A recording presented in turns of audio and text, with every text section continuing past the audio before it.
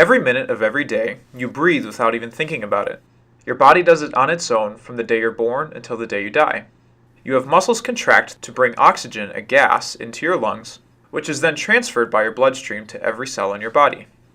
Gases are strange. We can't see them, but we know they're there because we can feel them. What we experience as wind is really trillions and trillions of gas molecules slamming into your body. It feels good, right? Science is based on observation. Unfortunately, we cannot observe gases with our eyes. They're too small. We have to use our other senses to make observations and draw conclusions. Observations are then compiled and we create a model. No, not that kind of model. A model is a way scientists describe the properties of physical phenomena. First, gases always move in a straight line. We don't really have anything to demonstrate this with because gravity always pulls objects down. So, imagine a bullet fired from a gun, and that bullet goes on at a constant speed in a perfectly straight line. That would be like a gas molecule. Second, gases are so small, they occupy no volume on their own. As a group they do. Blow up any balloon and you can see how that volume changes. But single gases have no volume compared to other forms of matter. Rather than calculating such a small amount of matter, we just call it zero for simplicity. Third, if gas molecules collide, and they do, remember these are assumptions, their energy remains constant.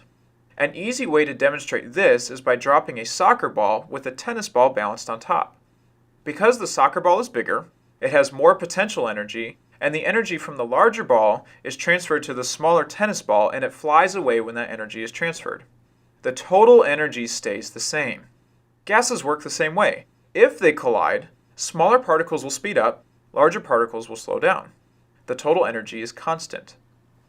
Fourth, gases do not attract one another, and they don't like to touch. But remember Rule 3, in reality they do collide. Finally, gases have energy that is proportional to the temperature. The higher the temperature, the higher the energy the gases have. The crazy thing is that at the same temperature, all gases have the same energy. It doesn't depend on the type of gas, just the temperature that gas is at. Keep in mind, this is a model for the way gas particles behave, and based on our observations, gases always move in straight lines. They're so small that they're not measurable on their own, and they don't interact with one another. But if they do bump into one another, that energy is transferred from one particle to another, and the total amount never changes. Temperature has a major effect, and in fact, all gases at the same temperature have the same average energy. Whew, I need to go catch my breath.